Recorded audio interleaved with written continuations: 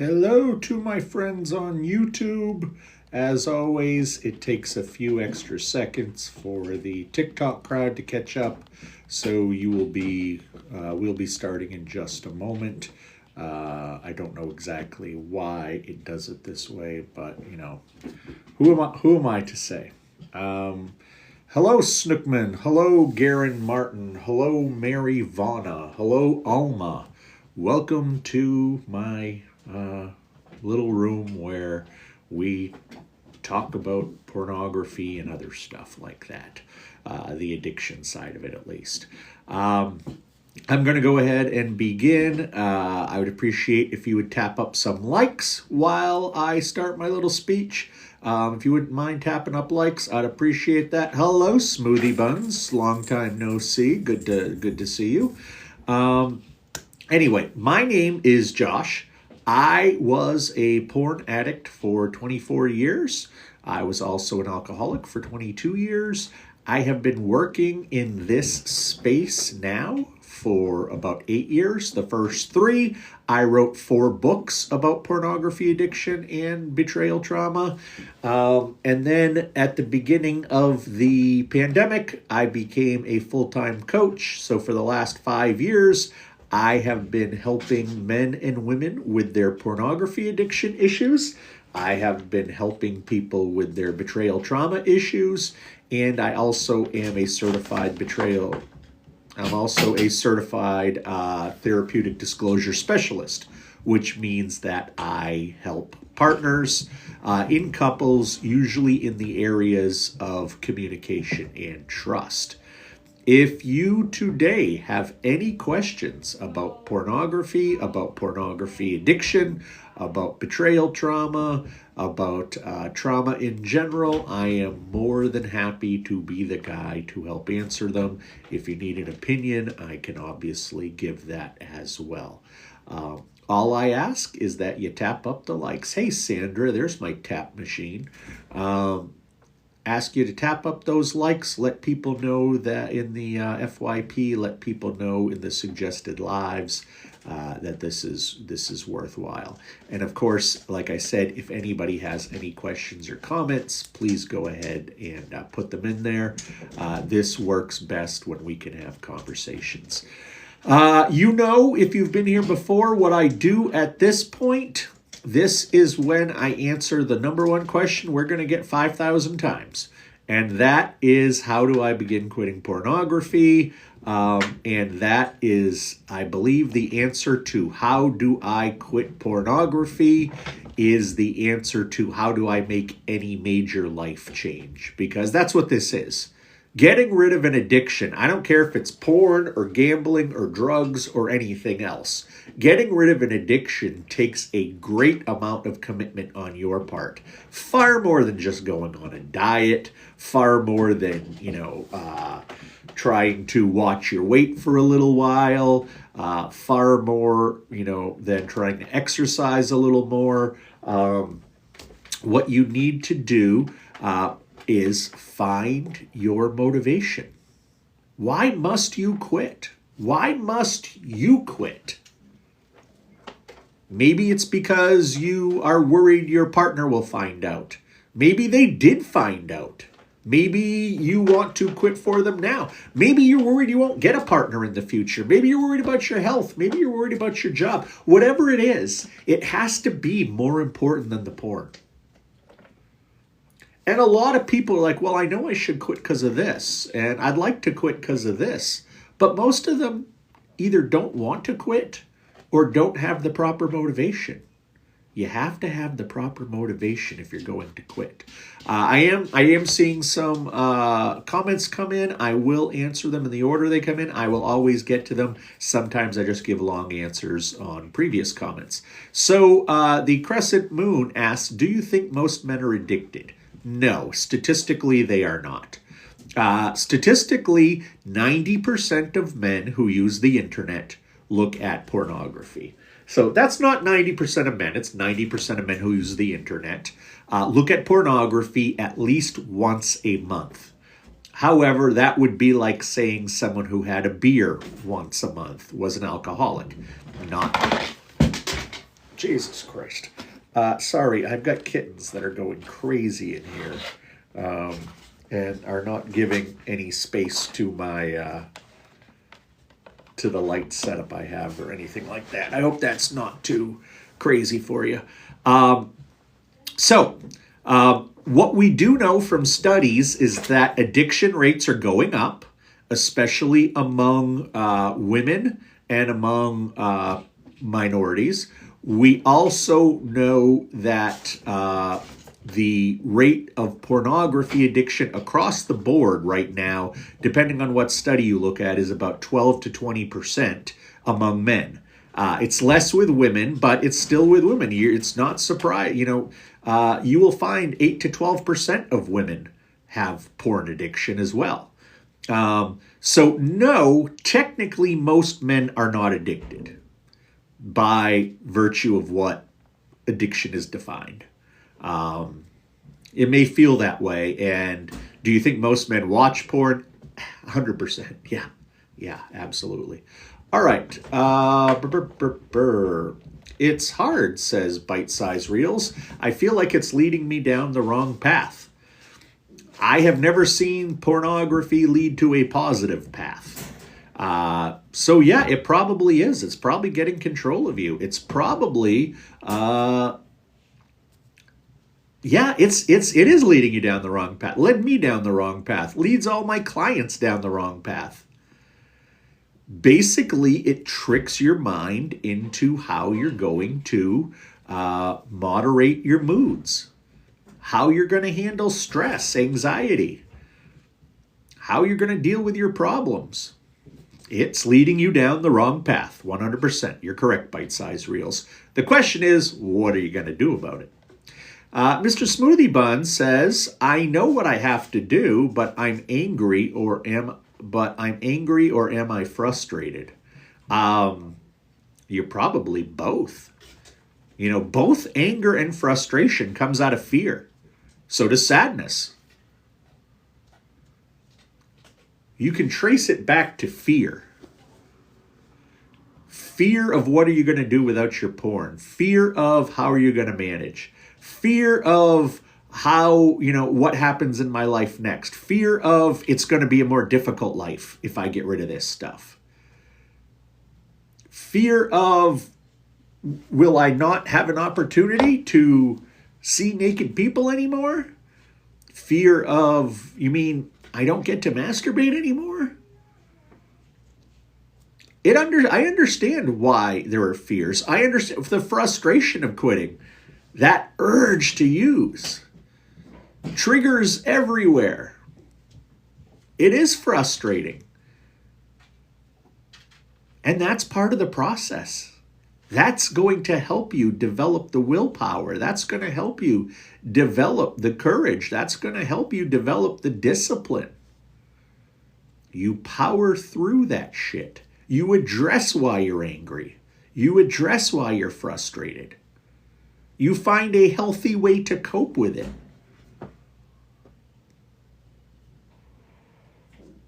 I was pretty much insulted by my father yesterday. And it bothered me. And it stuck with me. And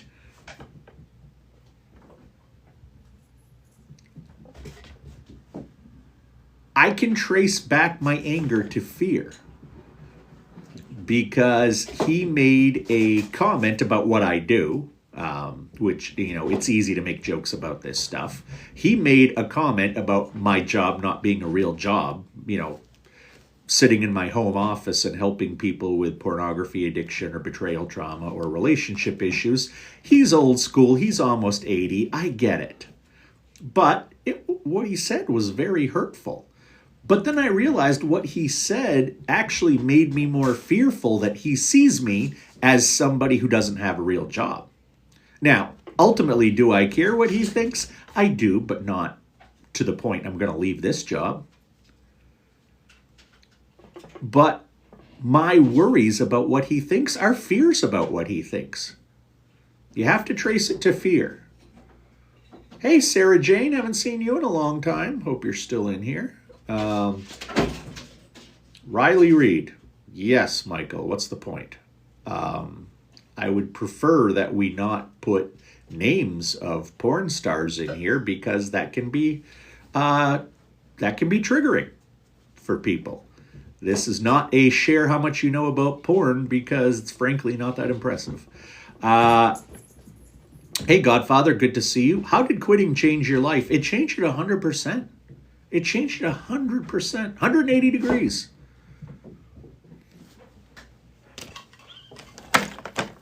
Look at my cute little kitty. Look at one of the cute new kitties I'm fostering. Isn't it cute? Okay, go back to your thing. Mentally, emotionally, physically, spiritually, every way you can imagine, I am healthier. I am healthier than I was.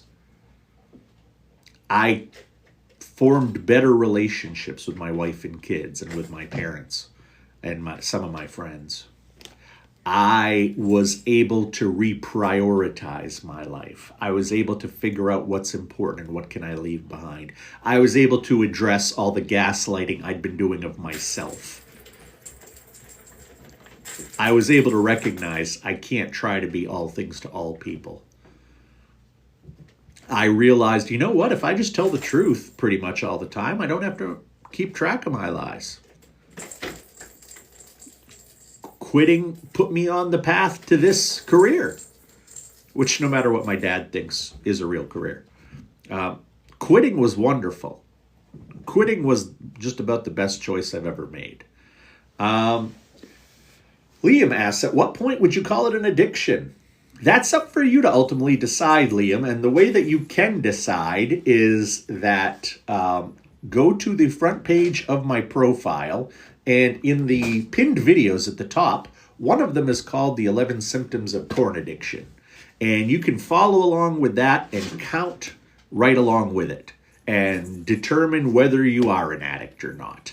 If you are an addict, you can go to the links and click on the Calendly link and get a session with me. Anybody else here can too, porn addiction or betrayal trauma. But more importantly than am I an addict is if I am an addict, am I going to do anything about it? So I would suggest you go take that quiz on the front page of my profile. How do you quit? Asked Coley JP. There are a lot of different ways to quit. In fact, I've never seen two people quit the same. Basically, you need to address the behaviors. You need to change the behaviors, change your routines, and then you have to do the even harder work of figuring out, why did you become a porn addict? Why did you become dependent on this stuff? Why did you need those brain chemicals? What happened during your life that made you recognize porn was the way to feel good? It's just a matter of taking care of the behavior and figuring out why the behavior is there in the first place. Obviously, it's trauma, which is just unsolved, unprocessed pain. It's pain that sticks with you. We deal with that. And that's how you ultimately quit. Because remember, you're not just trying to quit. You can quit porn. You can stop using porn. But if you don't know why you were using it in the first place, if you don't know what led you there, how do you know you're not going to go back to it just because you quit the behavior? Fat people go on diets all the time. You go on a diet for 30 days of not eating candy. Does that mean on day 31 you don't like candy? No, of course you like candy. But why did you get to be so obese? That's a better question. What happened in your life versus everybody else's that led you to be 450 pounds? That's more important than how do you not eat so much, is why do you eat so much? I know I'm falling behind here. I am going to catch up. Hello, today is Bay. Good to see you. Thank you for the likes. Sandra, you're always killing those likes. Thank you. I pick up what you're putting down. Thank you. Do you hear what that corn coach is? What's the rocks line? Is cooking. Do you hear what the corn coach is cooking? No Crypto says, what about your weight issues? I don't have any weight issues, actually. I'm just over 6 feet, just over 200 pounds. But if you think it's cool to come and fat shame people, well, I guess that's on you. Guess that's on you. Alexander, thank you for sharing the live. Much appreciated. Much appreciated. Smoothie Buns saw the kitty. Yeah, isn't it a cute one? I just found out I get to keep the kitties for 3 more weeks, and then I have to return them. 132 days free. Awesome, Amin. 132 days free. That is more than a third of the year. That is more than 4 months. You are doing fantastic. Keep it up. Keep it up. And as you're doing it, analyze what's happening. Why are you successful? What about the tough days? How do you get through them? Figure out what this recipe is, because it's working. And on those tough days, you may need to lean on the recipe. Say you feel way better. Oh my God, I'm sure you do. I'm sure you do. 132 days is not minor. Your brain is on the way to getting to a point as if it had not been touched with porn. Takes a while, but you'll get there. Hopefully you're doing the work to figure out why you became an addict in the first place. But that's freaking awesome, my friend. That's freaking awesome. Smoothie Bun says, making that fear connection makes me feel 100% better. I was running in circles. And I think you've probably heard me say this before. I don't know if the other fine folks in here have. Fear and love. Those are really the only two emotions, or those are the only two motivations we have in life. Plenty of other emotions, but I think they feed off of it. Plenty of other motivations, but I think they feed off of it. I think it comes down to fear and love. Just a theory. Sticks, you failed. What happened? Day 19. 18 good days and then a bad day. What happened? What happened? This is, like I always say, the prelapse autopsy. What happened in the hours before you gave in? When did you know you were going to give in? How did you know? What were the red flags along the way that you ignored? This is all important to figure out why you're relapsing. 8 out of 11. Well, CWH. Yeah, so what now? What now? When did you last watch Korn? Says Loud Doggy. I don't know exactly the last time I saw pornography. I get people sending me back when I was doing a lot more public speaking and a lot of podcasts. I would get trolls and assholes actually sending me porn to my email box. So the way that I differentiate it is, when did you last intentionally watch porn? When did you participate in watching porn? Meaning masturbation. When did you look at porn with the sole purpose of sexual gratification? And that answer for me is either March 18th or 19th of 2014. I don't exactly remember, but I know March 20th is my first sober day from both alcohol and porn. March 20th, 2014. So it was, I assume March 19th was the last time I drank. Actually, I know it was, because I know what my last drink was. The last porn, I actually don't specifically remember, interestingly enough. Or not interestingly. No, I'm not 6'2". I wish I was. 6 foot, 205 pounds. But I also wear clothes that are loose because they're comfortable. And frankly, if I was 6'2" and 300 pounds, I'd still say, don't fat shame. It's not cool. It's not nice. It shows you have a disgusting heart. And not, somebody who's overweight, at least they have a good heart. They're not mean. You can lose weight. It's tough to lose being an asshole.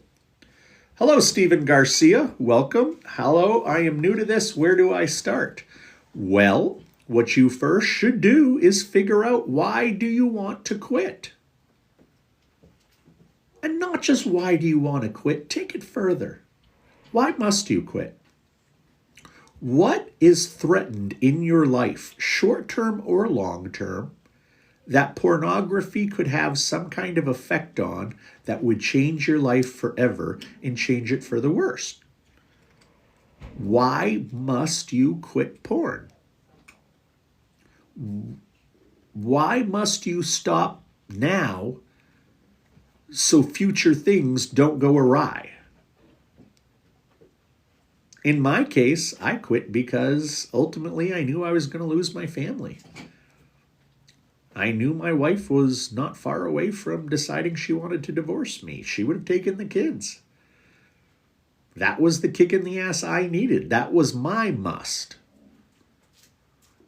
Some people's must are their job.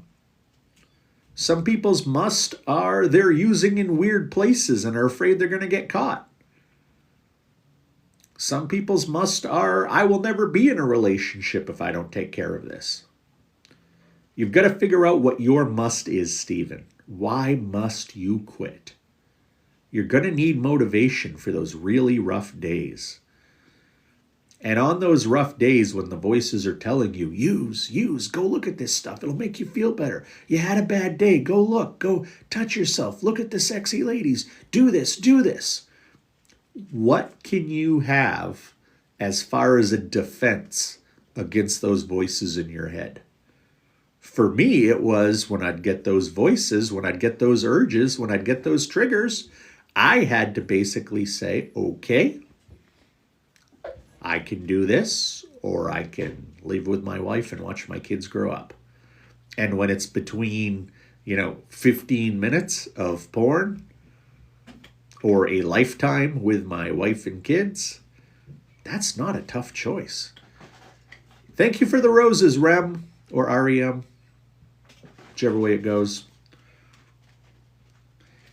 Amin says, the tough days I lean on my religion. Good. That can be an excellent source of inspiration for you. But also the fact I don't want to go back to my old ways. Exactly. I look at who I was when I was an addict. A lot of people give me a lot of props for what I do now. If you've been here for any length of time, you've heard, oh, you're doing God's work and you're wonderful. And yeah, it wasn't always that way. My old ways were not healthy ways. My old ways were not good ways. Many of you in here probably would not have pissed on me if I was on fire 15 years ago. I was not a good guy. Now, was that all because of porn addiction? No. But I do think a lot of it was because of trauma response and how I handled myself in life. I don't want to go back to my old ways either. I absolutely don't want to go back to my old ways. And it's not just the porn. It's about who I was. Because I look back and I don't like that guy.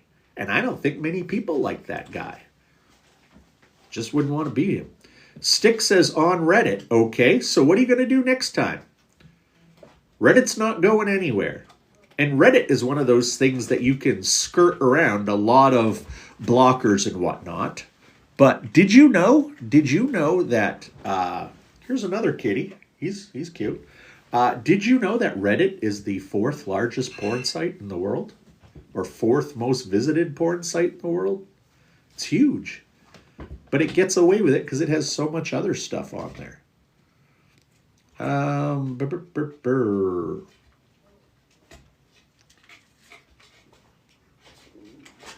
Please tap up the likes. Please share this if you like it. Please give gifts. Please follow me. Whatever you feel like doing. Stop screwing with the lights, kiddies. Boxing gloves, says Steve. Well, that's one way to not masturbate. Boxing gloves would be a challenge. It'd be a challenge just to undo your pants if you're wearing boxing gloves. So good point, Steve. Max710 says, it's so hard. Say 3, and just every time I am taking a shower or laying in bed, I have those urges. Yeah, you're probably pretty conditioned to have those urges. So you need to start switching up your routines. Do you take a shower the same time every day? Maybe that needs to change. When else do you're laying in bed, you have those urges. When are you laying in bed? Is it first thing in the morning? Is it last thing before you go to bed? You need to change it so you're not laying in bed. You've got to change your routines. Because even in the long run, if you're successful with recovery, you're going to have different routines. What you can start now, just to start working on it, is to mix up the routines, to look at your urges. I mean, I often will tell many of my clients, hey, we need to do some detective work. We need to figure this out. You need to keep an urge journal. Write down when and where and what's happening when you get an urge. Doesn't matter whether you use or not. Obviously, if you use, write that down as well. But when you get an urge, when you get a trigger, write that down. Where, when, what's happening. And you will start to see some patterns. Once you know you have some patterns, it's a lot easier to address them. Good luck to you, Max. REM. You got to tell me, is it REM or REM? I've gotten myself banned from multiple sites. How do you get banned from porn sites? What did you do, man?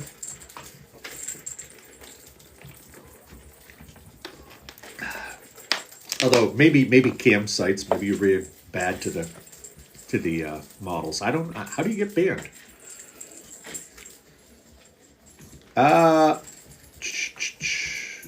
Trev says, I'm sorry, I lost the thread.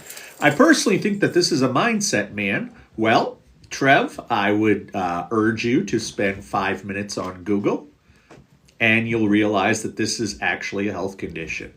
It's not a mindset, especially once you become an addict. Addiction is a disease. It's a disease of the brain. It's a disease because it changes the chemistry of your brain. Your neurotransmitters basically reconfigure, reset, rewire to make you even more susceptible to urges, to make you more susceptible to triggers, to get you to try to use.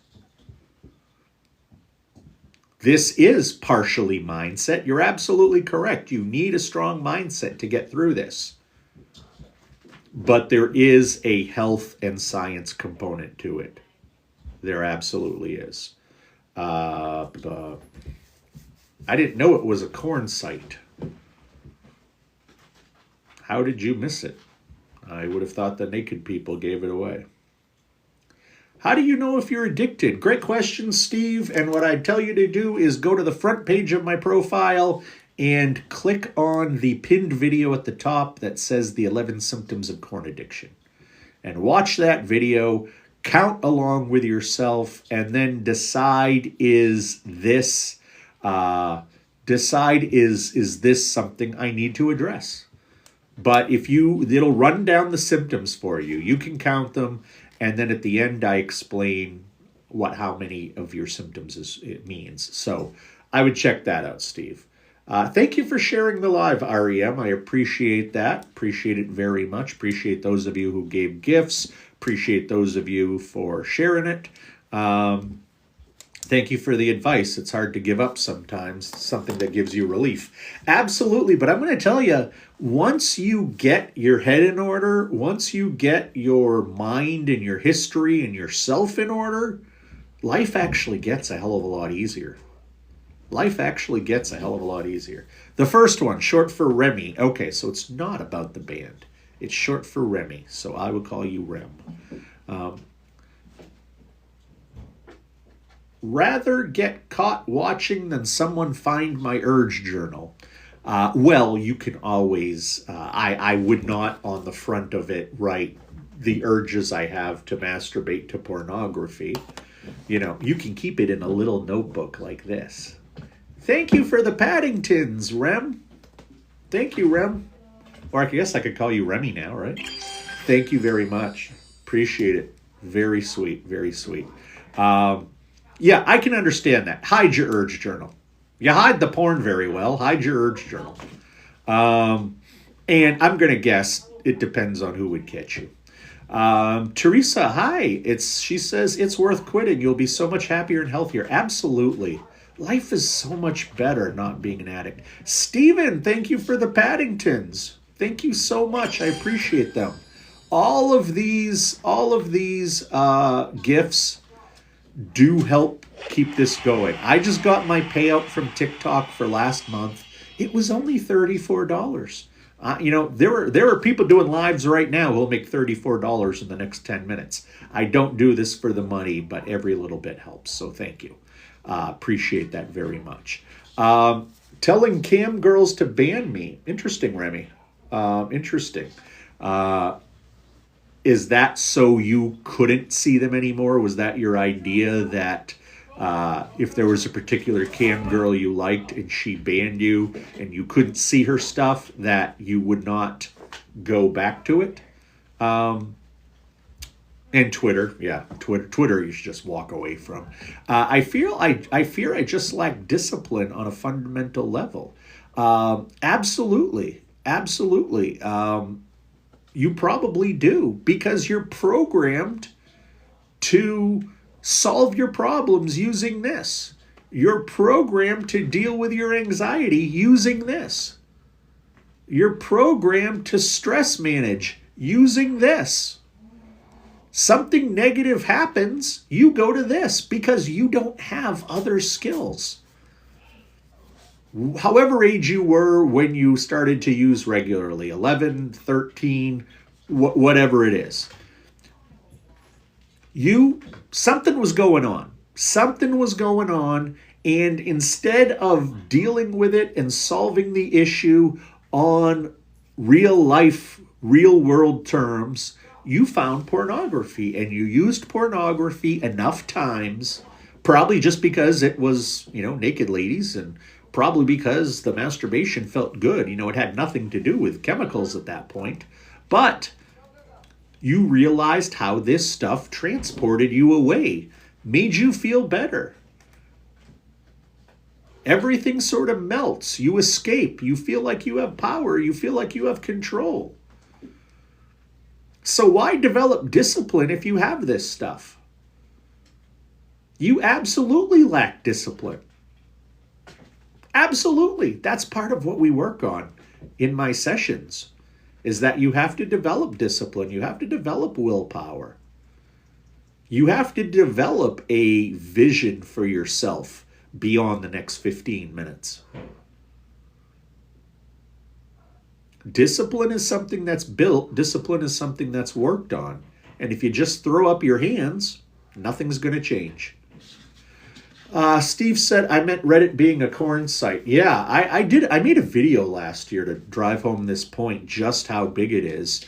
I went and I searched for rooms that had the name OnlyFans in it. And it was something like 170 different rooms on Reddit, or subreddits, whatever you call them, had the phrase OnlyFans in it. OnlyFans brunette, OnlyFans blonde, OnlyFans tall, OnlyFans fat, OnlyFans Asian, everything you could imagine. And then that doesn't even get into some of the really crazy stuff. But most of what you'll find on Reddit is basically marketing to get you to go to another site. What can I do to replace corn? Literally anything else. Why don't you learn to play the clarinet? Why don't you start to write your life story? read more books, see more movies, go out with friends, watch TV, learn to paint watercolors, call grandma.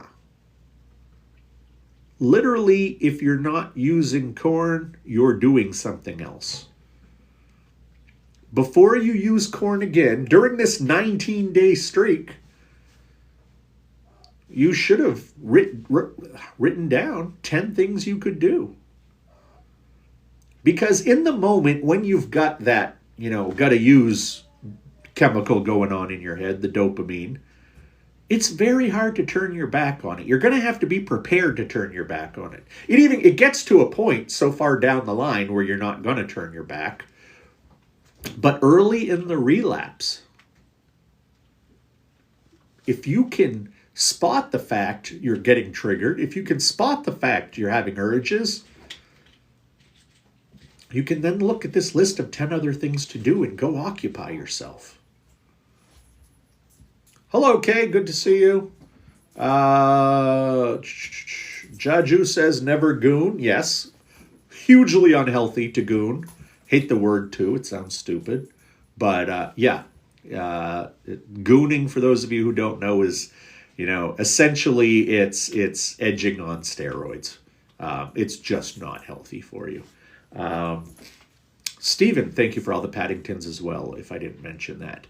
Kay says, I was in your live 2 nights ago or so, and it made me think a lot about life in a good way. I'm glad to hear that.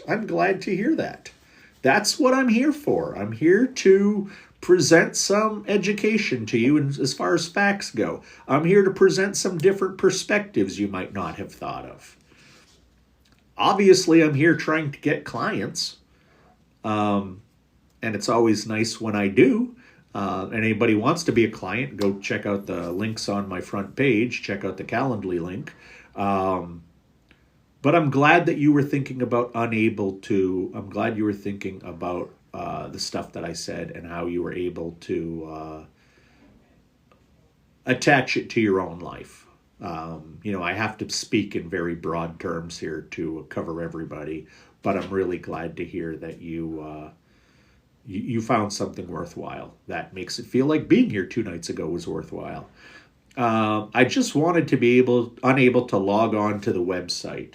Yeah, I understand, but so you ban yourself from Chatterbait, then there's My Free Cams, then you ban yourself from there. There's, Live Jasmine Cams. You ban yourself from there. There's Playboy Cams. There's always more. Every time you build a wall, there's going to be another site popping up that you have to build a wall in front of. Denying yourself access is, number one, impossible if you actually want it.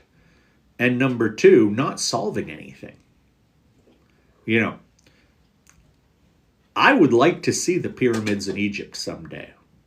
But I doubt I'm going to. Because I don't have access to them. But if I lived in Cairo, it would be me pretending I didn't have access to them. Are you just merely trying to pretend you don't have access to porn? Because the reality is we all do. That's why you need willpower. That's why you need discipline. That's why I say, when people say, when was the last time you looked at porn? I can say, I don't know, probably saw some porn within the last week, depending on what people sent to me or, whatever was happening. Because part of me studies, I study this stuff now. But I don't use it. I don't care about it. It doesn't do for me what it once did. Because son of a bitch. Okay, there we go. Because I got healed. I recovered. And I didn't recover using blockers. Because the true problem of my addiction was not access. And I can't fight access. Because it's going to be everywhere. What I had to do was fight the urge. What I had to do was learn why the urge is there. Learn why the trigger is there. So I don't have them. Cool dolphin. Thank you, Remy. I had to fight to make sure that the urges weren't there, and they're not anymore. I can go into a bar. I couldn't do that for about 2 years after I quit alcohol. It gets easier as you go along, and then you don't even really, you wonder why you spent so much time with it. You wonder why you needed it so much when you finally heal and don't. I have 2 kittens climbing my leg right now, and it hurts like hell. So I'm not saying that's a bad thing, Remy. You knocked one website down. Now there's only about, 300,000 to go. Should I delete the Reddit account? Yeah. If you can't stay off the adult part, yeah. I have a Reddit account, but I don't go look at that stuff. I use Reddit accounts for, following bands, getting reviews. I like the political jokes. I know I can type in, boobs or whatever, and suddenly there's a million boobs in front of me, but I can do that on Google. I can do that on 100 other sites. I just don't, because I don't have the urge anymore. That's what recovery is. You've got to wipe your mind clean of it. It's never seeing this stuff ever again. It's not having the addictive reaction to this stuff.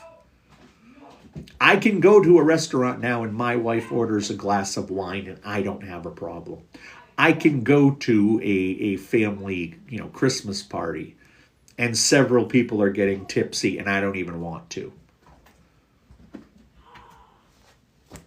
That's, I can walk down Las Vegas Boulevard and those people are forcing the porn, prostitute cards into my hands.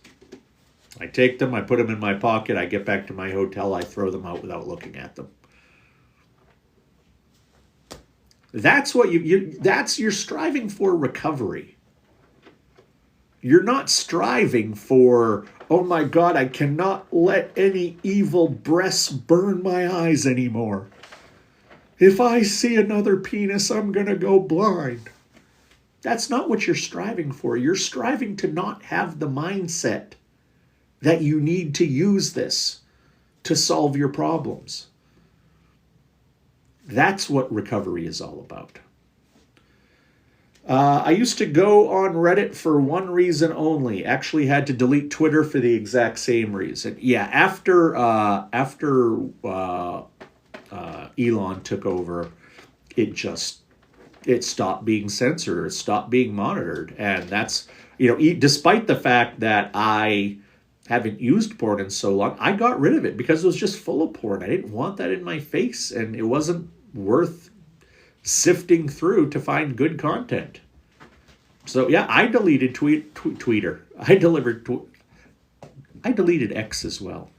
Ducky, I agree. I feel like the world is ending and it's my escape. All right, Ducky, let's assume the world isn't ending. Maybe there's another reason you need an escape.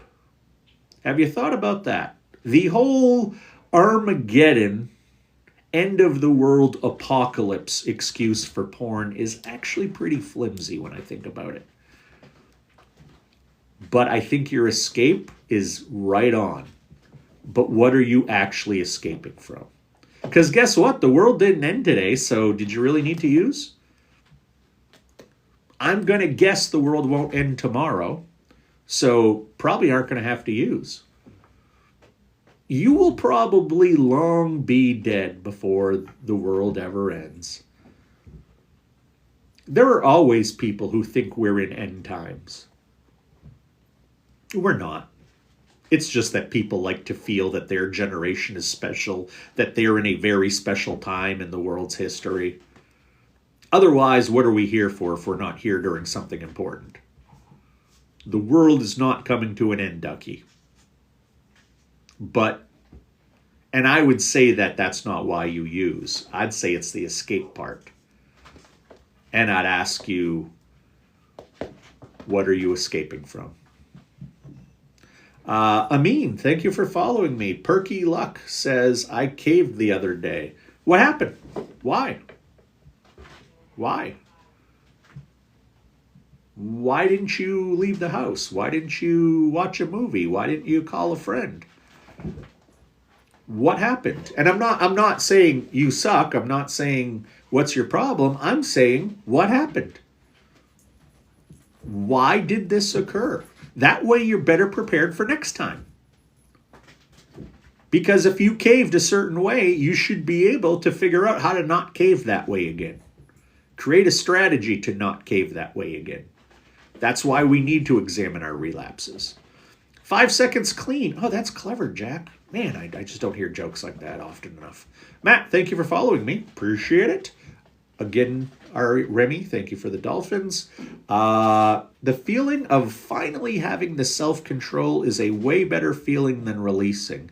You know what? That's true. And I remember literally my first couple days of my first rehab when they were like, you are never going to be able to drink alcohol again, and you are never going to be able to look at pornography and masturbate again. If you're going to change, if you're going to become a healthy person. And I remember thinking about it. It's like, these are the only two things I've had in my life since I was literally 12 and 14 years old. Here I am 24 years later at rehab. This is how I fixed things for 24 years. And now you're saying I can't have it? That's very scary. That's very scary. But then you come to recognize you don't need it. One of the reasons I really liked rehab was not, I did learn a lot, but I was just in a different environment. So I didn't have my standard routine. I didn't have my standard patterns. I was told when to get up, when to go to bed, when to eat, what I'd be doing with my day.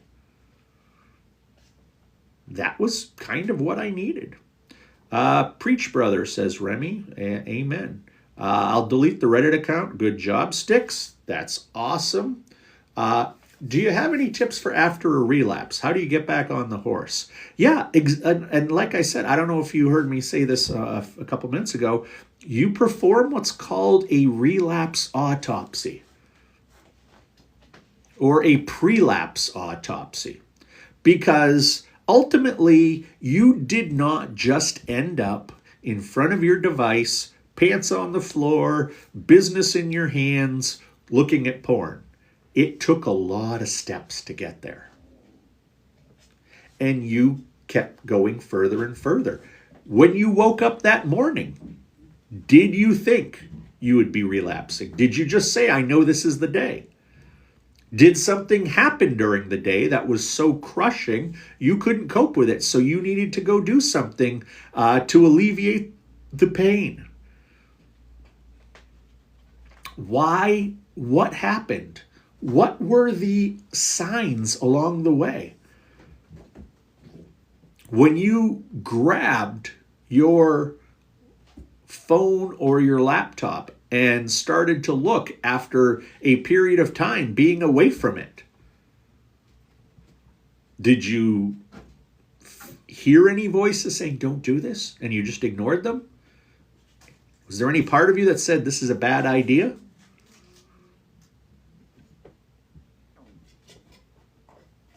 The best thing you can do when you relapse is to go back and look at what happened with a fine-tooth comb. For days and days or weeks and weeks or months and months, you had a solid, impenetrable force field wall with porn and urges and all that other shit on the other side that couldn't break through. And then one day it broke through. There was a little crack in the wall. Some of the mortar fell out. And just like a dam that's holding back water, little bit starts to trickle. If you don't deal with it, that hole becomes bigger. And by the end of the day, you've got water gushing in. You've got a giant hole in the wall that porn can crawl right through. You've got to fix that wall, fix that hole, recognize how that hole got there, recognize the flaw in your strategy, fix that flaw, and you should never relapse the same way twice. But Don't, just because you had a failure, it's just temporary. It's a learning opportunity. And you can literally get back on that horse the moment you're done. But examine the relapse. Truly examine that relapse. Hold on a sec here. I'm rearranging my legs because these kittens are just going at them like crazy. Thank you for the hearts, Ducky. Please keep tapping up the likes. Please keep sharing. If you're not following me, please do. And if anybody needs a one-on-one session with a accredited porn addiction coach or accredited betrayal trauma coach, visit the front page of my profile and check in the links. Maddie Fox 4. Hello, I'm a week free from doing it. Good. I think it's because I'm at work. It starts when I'm not. So, Maddie, what is different about being at work? Let's analyze. What's different about being at work? Well, you probably have tasks to do, so you're busy. You don't have the time to make a lot of personal decisions because you're busy working for someone. You don't have a lot of time to have idle thinking because you've got responsibilities there. So, being busy, staying busy, is something that helps you not get urges. You can stay busy. You can be busy. You can come home from work and say, okay, for the first 30 minutes, I'm going to take a shower and change. Then the next 30 minutes, I am going to play video games. And then the next 30 minutes, I am going to read. And the next 30 minutes, I'm going to, call friends and see if something's going on tonight. And then that next 30 minutes, I'm going to do crossword puzzles. And then for 2 hours, I'm going to watch a movie, and then I'm going to go to bed. And when I'm in bed, I'm not going to scroll social media or do anything that starts to make me feel urges. You just may need a schedule. You may need to fill up your day so you are busy beginning to end. That's one of the things that I did when I came back from rehab, when I started to live my life back home, when I would only see my therapist once or twice a week, when I'd only talk to my coach over Zoom once or twice a week. That wasn't like living at a rehab. I had to figure things out. And that was probably where I did the most growing because I recognized I needed a schedule. So it wake up, bring my wife to work, come home, make myself some breakfast, read news and check my email. And then did I have anything to do for my parents that day? Did I have anything to do for my kids for their school that day? Did I have to do anything for the pets? What were my responsibilities? What were my appointments? If I didn't have them, then I looked at was there anything around the house that needed fixing or cleaning? And if all these answers were no, then I would get to a point where it was like, okay, for 30 minutes, I'm going to play Sudoku. For 30 minutes, I'm going to watch this old TV show I like. And at this time, I'm going to go pick up my wife from work, and we'll probably go to the grocery store then. Or it's just a matter of scheduling your life out. I think that will help you. How do you get over that fear? You face it. The only way you get over fear, David, is to face it. Now, you can have people put it in perspective for you and explain why your particular worries, your particular fears are more blown up by you than somebody else, because fear is a very individual thing. But most of the time, you just have to face it. Or you recognize it's completely out of your control, so why face it? I don't know what's going to happen with Donald Trump in the next 4 years, Maybe he will be the absolute worst president and will be the end of America. Or maybe he will be the greatest president and this will be a turnaround that puts America at number one in all of the world's eyes. I don't know. Am I worried? Well, I'm always a little bit worried about, what's going to happen in the world and in our country, but I have no control over it. Whether Donald Trump is awesome or Donald Trump sucks, I'm not going to worry about it because I can't control it. So if I can't do anything to fix that fear, that's out of my hands. So why worry about it? Hey, Kit Kat. TikTok getting banned in 10 days. What app are you going to move to? I'm not too sure it's going to get banned, but I am going to start doing lives on YouTube is where I will go. I have accounts at Blue Sky, at Lemonade, which may go as well. I have an account on Clapper, and I do have my YouTube page. So there are many places you can go. But I don't think it's going to happen. I think that it's going to, it may happen for a day or two, but I have a feeling Donald Trump is going to keep it. I think he's going to intervene. And it drives me nuts, the political issues of it. The Chinese own most of Times Square. The Chinese actually own part of our U.S. Treasury. And where are we worried about the Chinese?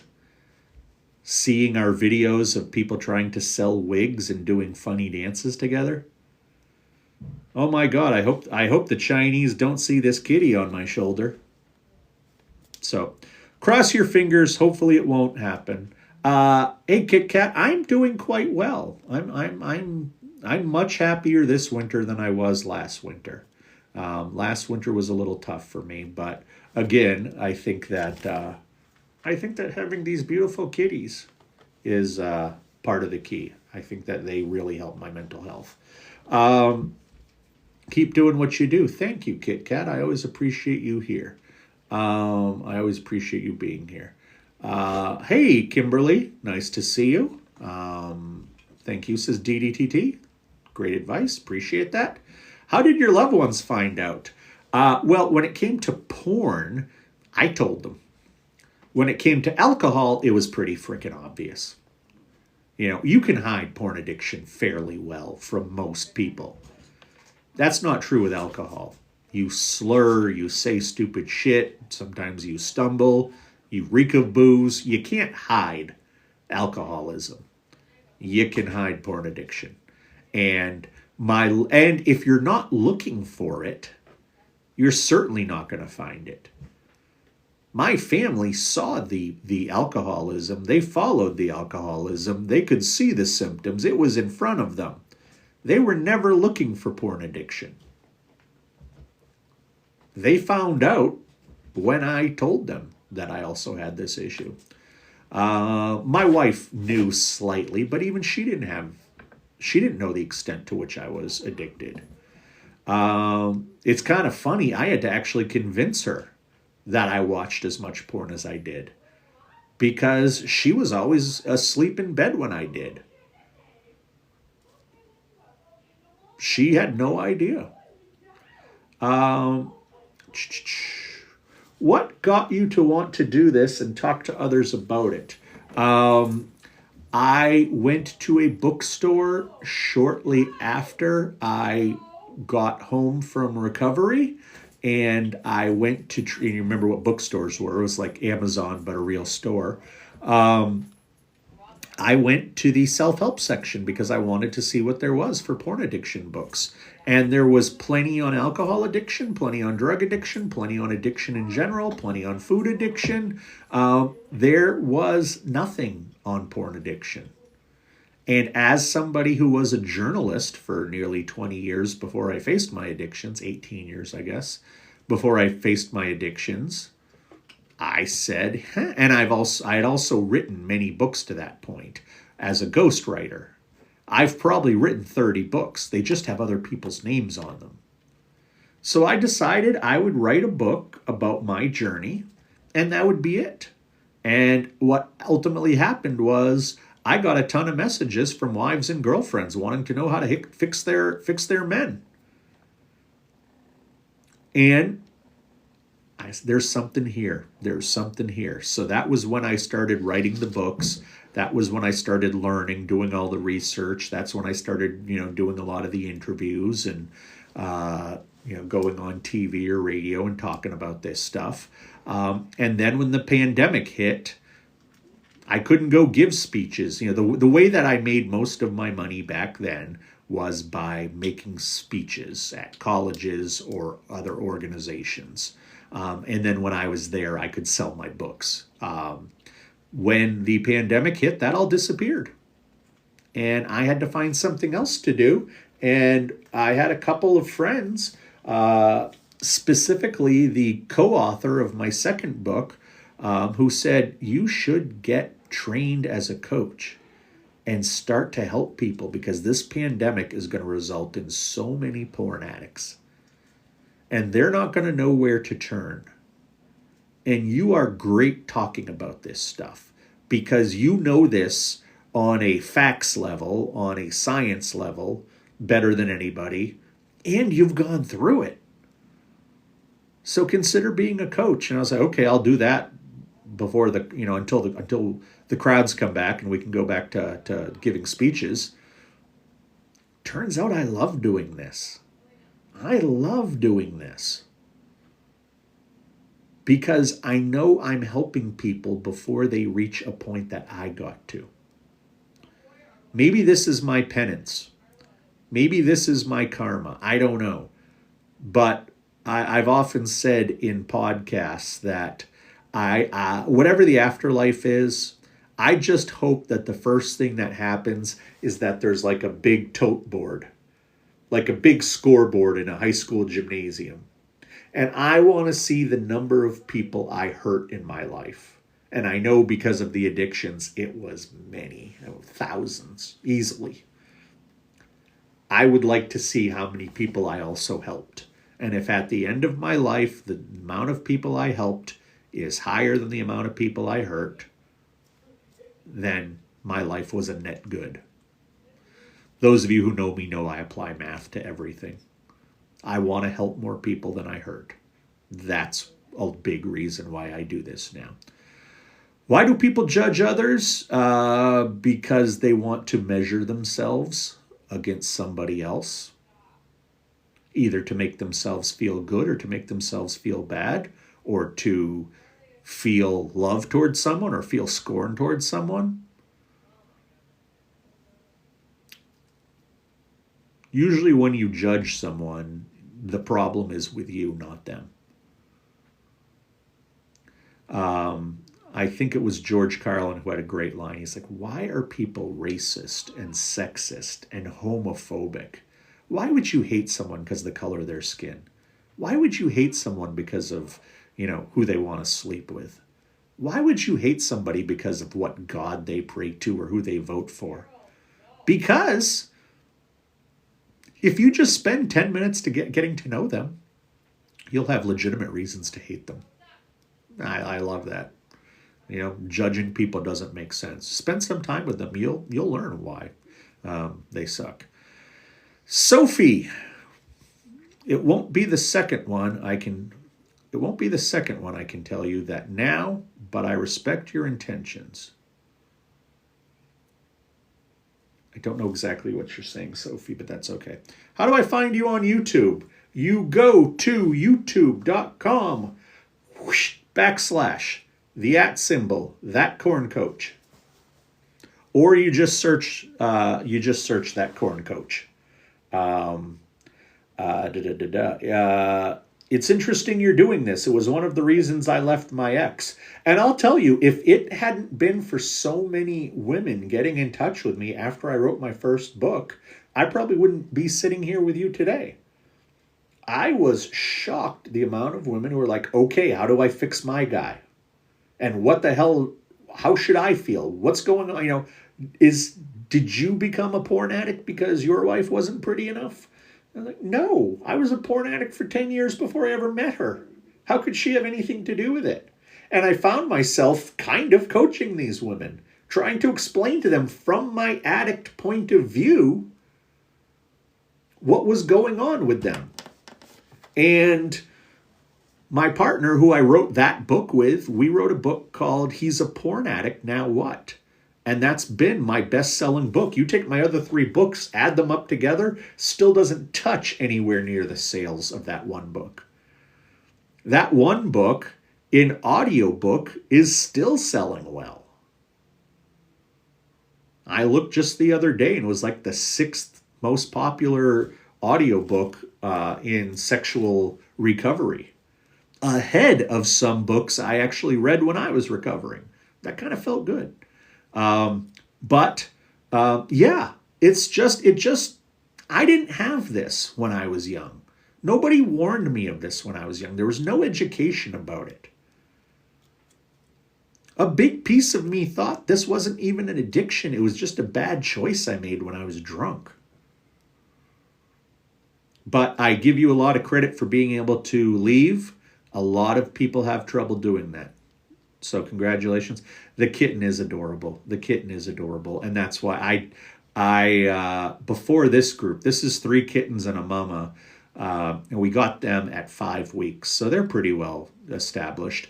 I had 6 kittens that were only 2 weeks old in my last batch. And my wife actually went on a cruise for like the first 10 days. So it was just me bottle feeding kittens for 6 kittens, bottle feeding them 4 to 5 times a day around the clock. And it's a hell of a responsibility, but I was just telling one of my clients about this today.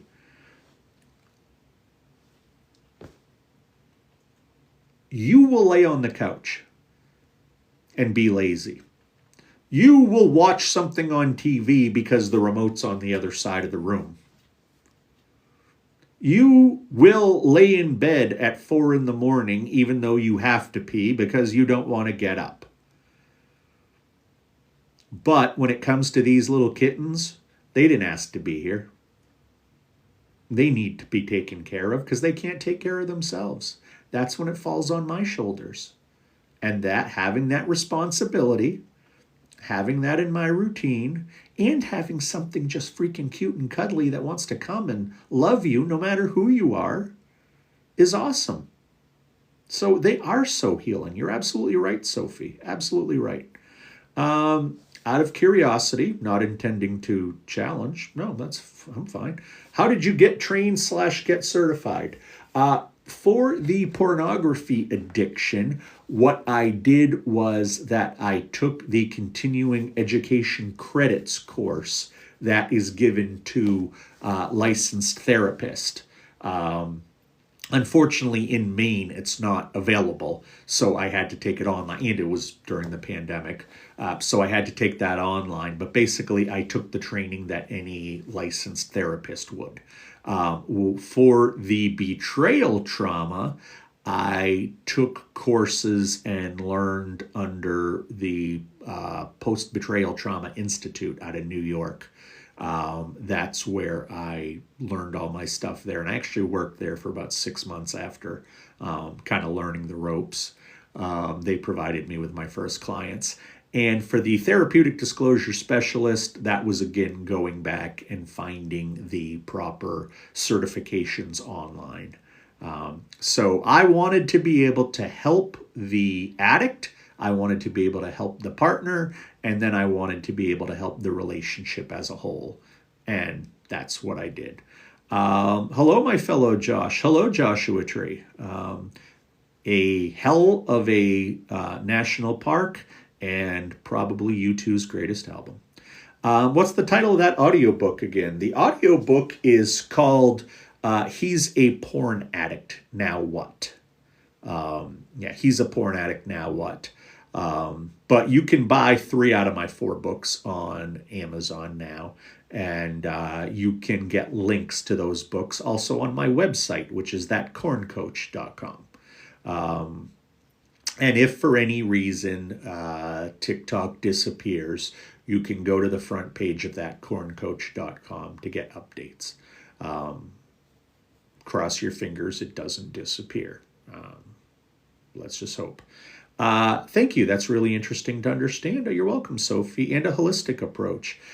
Yeah, I mean, I know that medicinally things can help in certain ways, but if you have ADD, ADHD, bipolar, BPD, Asperger's, a lot of these different, mental health conditions can be helped medicinally. There are certain addictions like alcohol. I don't remember what the name of the drug is, but there is a drug you can take where if any alcohol gets in your system, you get violently ill. That doesn't necessarily help, but it dissuades you from using. I always think that you should talk to your doctor about anything. But with trauma, with working out what's happening, it has to be a holistic approach. It was very organic how you became an addict. It's going to be organic how you get out of it. It was organic how you got betrayed. Obviously, you didn't plan it. That wasn't, when I'm a little girl, I'm going to meet a guy and he's going to ruin my life with his addiction. I think holistic approaches are usually the way to go. I think talking things out is usually the way to go. I don't know enough about herbal remedies or, homeopathy to suggest or not suggest that. Hey, Jet Life, baby. Megatron says, was porn addiction recognized as an addiction like 20 years ago? Depends what you mean by recognized. By whom? The American Psychiatric Association doesn't recognize porn addiction now. They don't recognize video game addiction. They don't recognize a lot of addictions because there hasn't been enough study for them to consider it. But if you look at the World Health Organization, almost 10 years ago, they added sexual impulse disorder to their diagnostic conditions. And that is basically a stopgap. Eventually, soon, intercourse will be an addiction. Porn will be an addiction. Voyeurism will be an addiction. Exhibitionism will be an addiction. Once they put the time into studying these sexual disorders, they will all become addictions. But the problem is, it didn't really rear its ugly head until high-speed internet came along. And until the world got hooked up to high-speed internet. Once it did, it took quite a while to realize it was a problem. So now we are just starting to, and I say now, really over the last 7-8 years, we're just starting to study it in depth. And a lot of scientists, and I can appreciate this, don't want to reach conclusions until they have a generation or two of studies. But for those of us who have dealt with porn addiction, we know it's real. Hell, Alcoholics Anonymous, I think, was formed in the either late 1920s or early 1930s. I think it was a Depression era thing. The American Psychiatric Association did not include alcohol use disorder in its book of diagnostic conditions until the 1970s. That's how long it takes a lot of these medical types to approve of this stuff. So, no, technically porn addiction isn't in America by the experts who diagnose. It isn't an addiction. But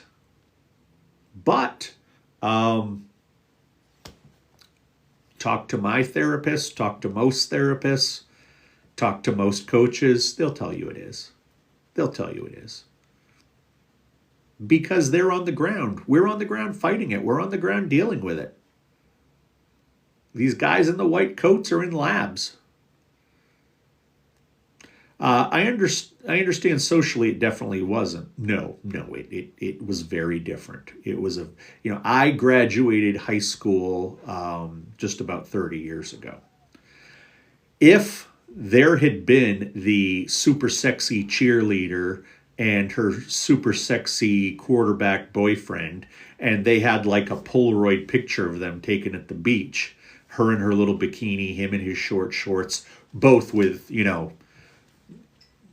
the kind of bodies everybody wants. And if that picture would have got into the lunchroom, it would have been passed around like it was a joint. And everybody would have wanted to see it, and everybody would have been talking about that picture. Because, oh my God, look at the skin you can see. That was not the world we lived in, was not one where you could see this kind of skin.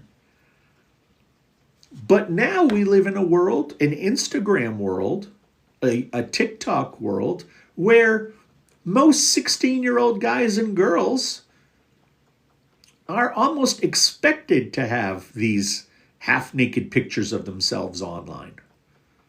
If you would have introduced some kind of, we didn't even have, cell phones then, but if you could have introduced some kind of computer program to us where we could trade pictures of ourselves in our underwear and in our, swimsuits and bikinis, I don't think many of us would have done it. But now society and it's not that big a deal. I have porn addicts, both men and women, who tell me they regularly go to Instagram to look up people that they know who are not naked but are in various states of undress. Socially, that's acceptable now. 20, 30 years ago, it wasn't. What happens if this kind of relaxation of the rules or relaxation of society norms towards nudity, towards sexuality continue? Probably not going to be a good thing, huh? XLR8 Pulse. So I used to talk to this girl and we were done eating, so we went up to her dorm and she said, "This is my dorm," and I thought something was going to happen, so I thought we were going to kiss, but she said no, and I was like, okay, good. But then she stopped talking to me, and when I asked why, she said, because I was creepy. Am I at fault?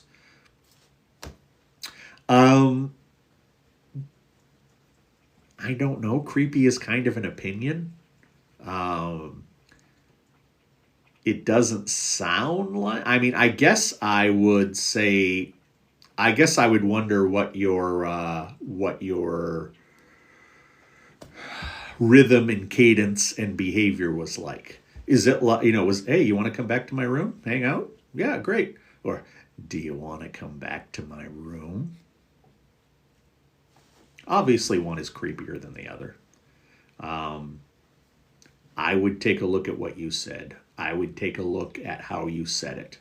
I would take a look at who she is. And if you genuinely don't believe you were acting creepy, great. If you were, you'll find out with the next girl or the girl after that. If you weren't, then you'll never hear it again. Just one person's opinion. And as long as you didn't do anything that crossed a line, it's just one person's opinion.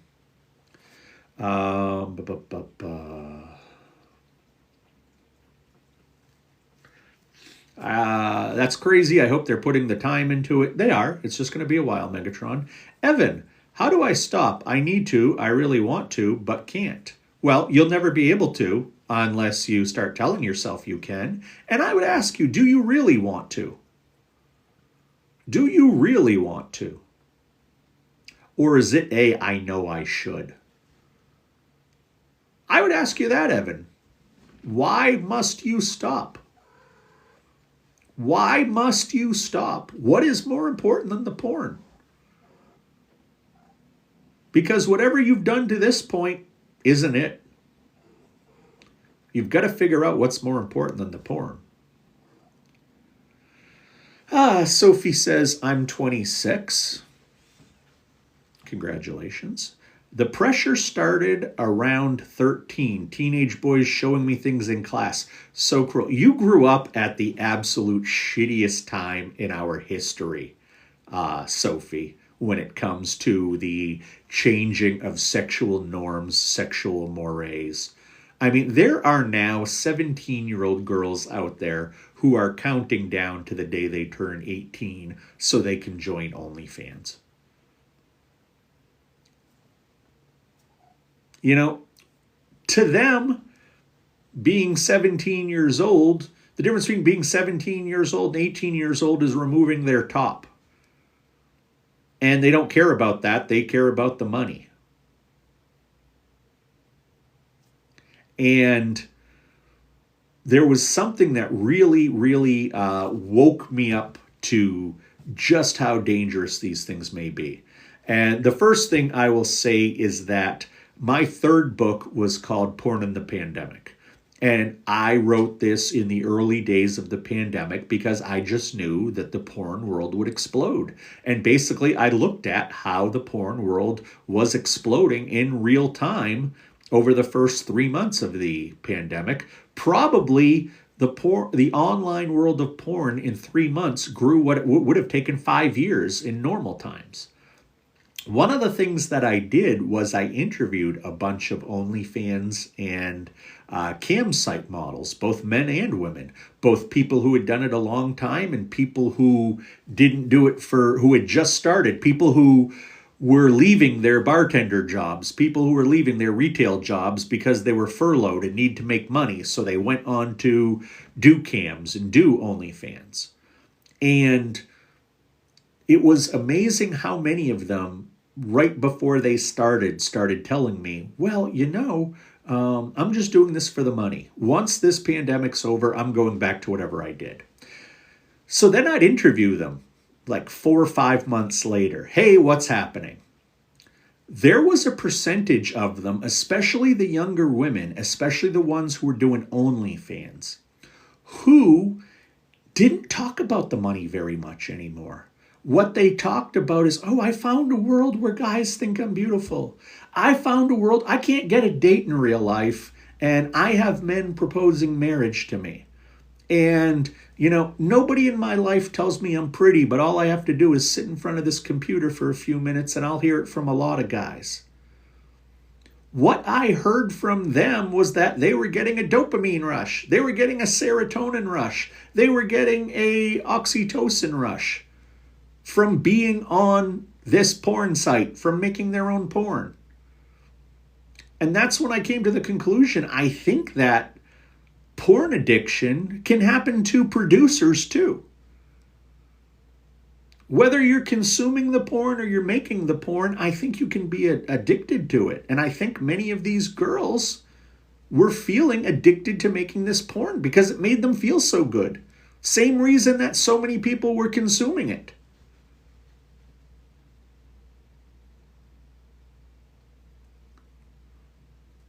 So there's that I believe producing porn is also can be an addiction. Let me throw that out there. Now, we've all talked about what are the long-term effects of if you do this. Now, back in the day, oh my God, what if you show your boobs on camera and that's going to haunt you the rest of your life? And you look today and think, my God, how many people, men and women, especially under the age of, say, 30 or 35, have a nude floating out there? It's a lot.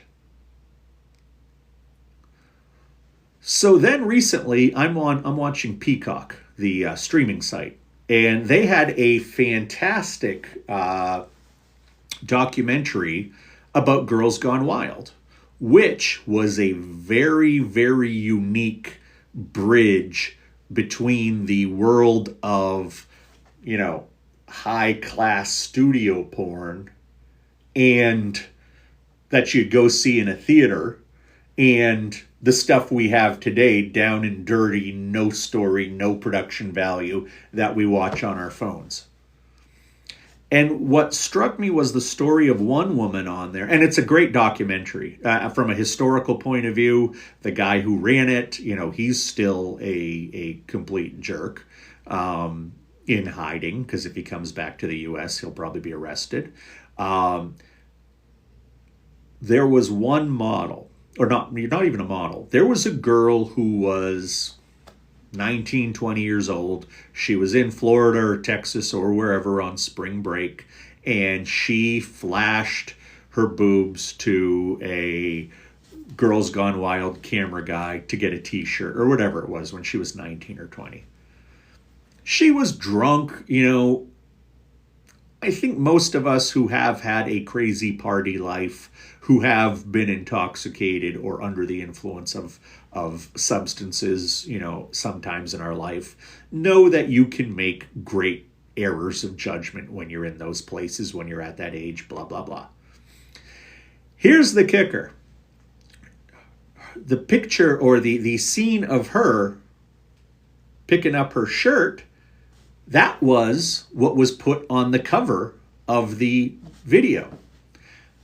Then, when they made the commercials, not only did they show the clip of her lifting their shirt, I mean, obviously they put the black bar across her breasts, but they showed her lifting up her shirt. She was on the cover of the video that was also in the commercial for a long time. So despite the fact that she was only in 9 seconds of this video, she was, and you can find every Girls Gone Wild video online for free. They've been pirated for years and years. She had no idea in 1996 that there was going to be the internet and it would blow up and it would do this. But the internet is there, and every day it's serving tens of thousands or hundreds of thousands of people these images of her. She says people still come up to her every week. Hey, you're that woman. You're that girl. You're the Girls Gone Wild person. She's never been able to escape it. And that's 9 seconds that she showed her breasts to a camera. Absolutely changed the course of her life. And it wasn't for the better. So now that we've got 3 million people on OnlyFans, now that we've got countless other people on cam sites and other OnlyFans-like sites, whether Playboy, Fansly, some of these other ones, we probably have somewhere between 4 and 5 million people in this world making pornography for other people to consume. 30 years ago, you basically had Hollywood porn, and that was about it.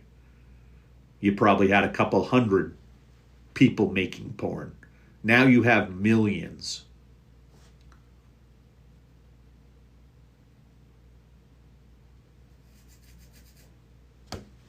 The world you grew up in, Sophie,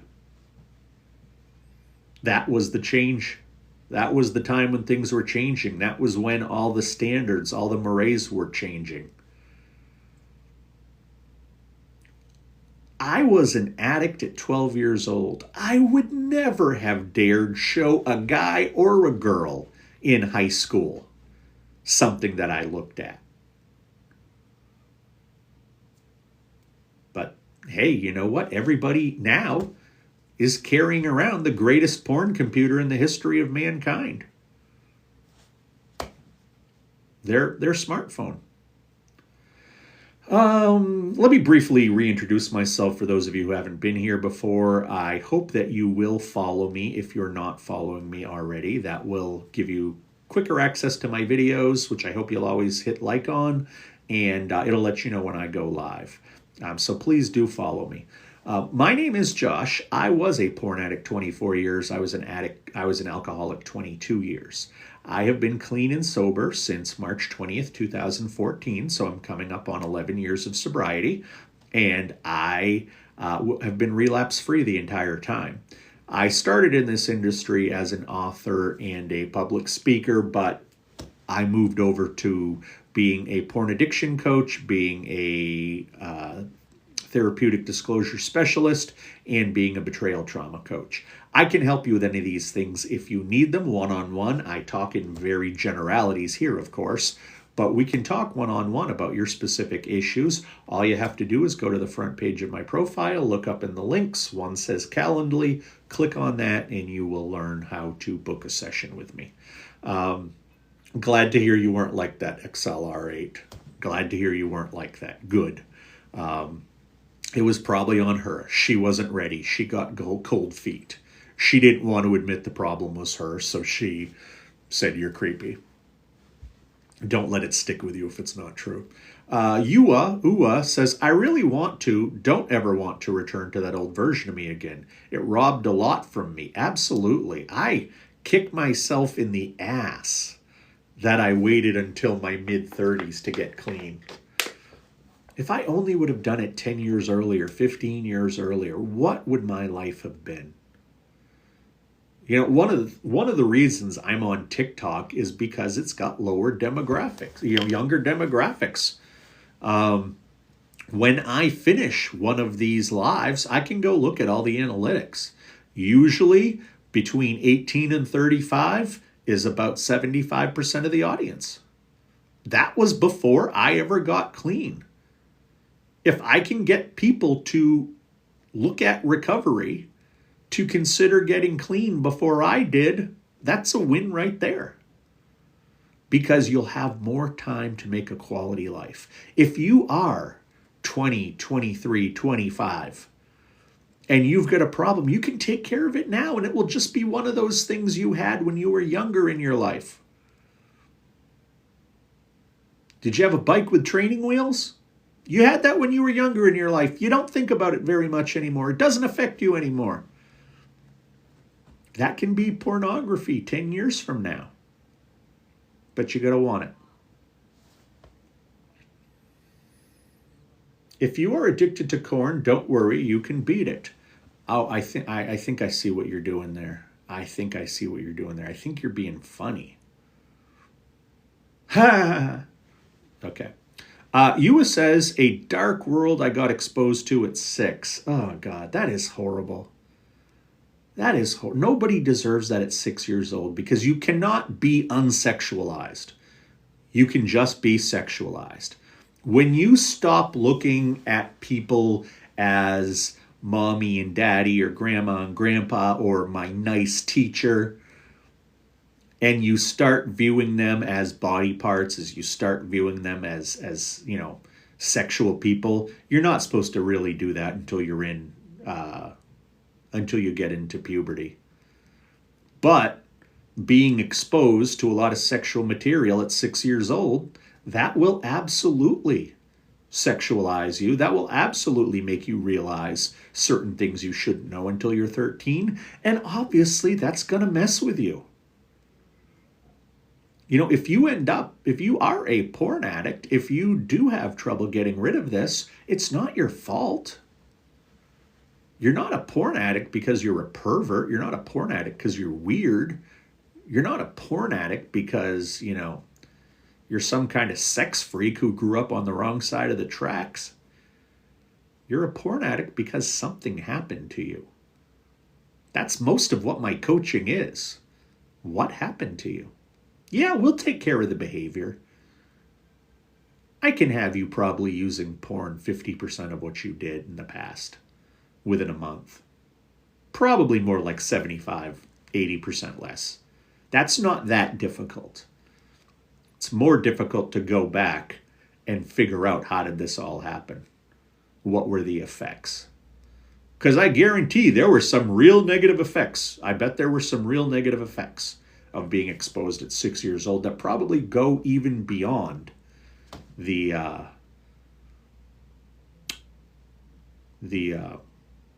pornography addiction.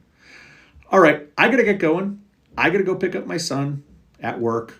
Wish I could stay. Wish I could hang out. Sorry that I can't finish this. I appreciate your comments, The Hammer. Vic, if you write to me, I can always answer your questions. Hi, Angel. Didn't want you to think I missed you, but I got to get going. Got to pick up my son. thank you very much for being here. I will try to do another one of these tomorrow afternoon, maybe tomorrow evening. That's why it's important to follow me, so you'll know. We'll talk again soon. Have a great one.